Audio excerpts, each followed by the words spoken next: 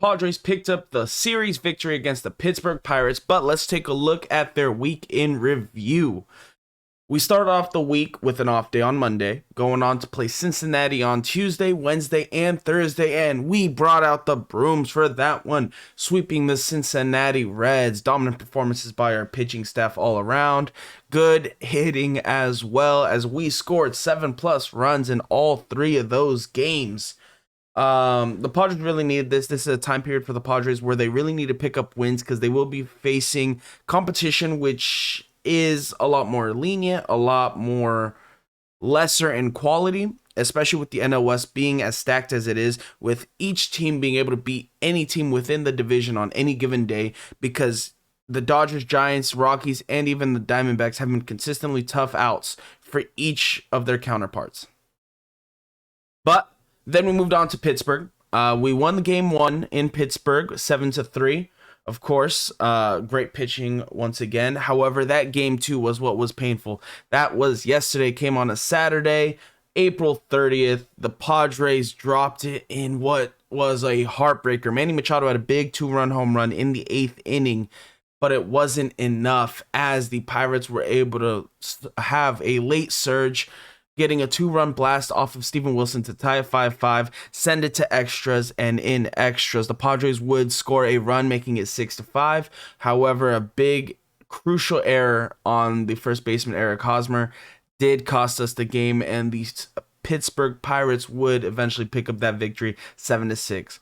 But how do you rebound off that? You bring in your ace, Joe Musgrove. It was a nice time for a cup of Joe on a Sunday. Joe Musgrove went 7 innings, giving up 7 hits, 1 run, having 8 strikeouts. Absolutely dominant performance by our ace. I am very excited for him to get a contract extension. I want him to stay in San Diego long term. He is a homegrown San Diego pitcher, and it is only fitting for the guy to throw our first and only no-hitter in our history by a pitcher for a complete game shutout to get the extension and stay within his hometown. He's our guy. We gotta give him that faith. We gotta give him that long-term extension. I'm thinking 5-year deal, right around $20 million a year. That's what I think Joe Musgrove should get and what he deserves and has earned. If he can get more, hey, go for it, albeit. But Padres pick up the win 5-2 against the Pirates today. We're moving on to Cleveland, playing the Guardians. We're playing a 2-game set, Tuesday, May 3rd and Wednesday, May 4th. Again, Cleveland has not been a good team. Cleveland does have Jose Ramirez, who is a very talented third baseman, who was linked to trade talks with the Padres for a little bit. But that, of course, did not come to fruition, but that would have been wild if it did.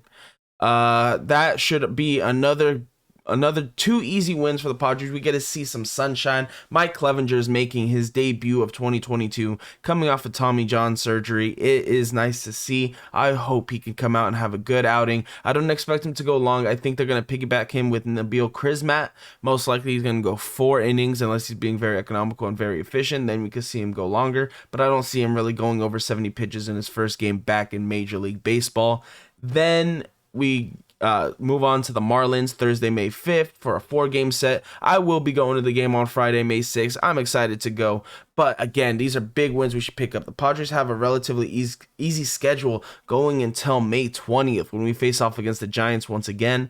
Let me know what you guys think so far. Ha Seong Kim has been coming on. Manny Machado, we know what Manny Machado is all about. He's been dominant batting, as well as Eric Hosmer, which has been a revelation for us so far this season, considering the past season's faults with Eric Hosmer in his batting.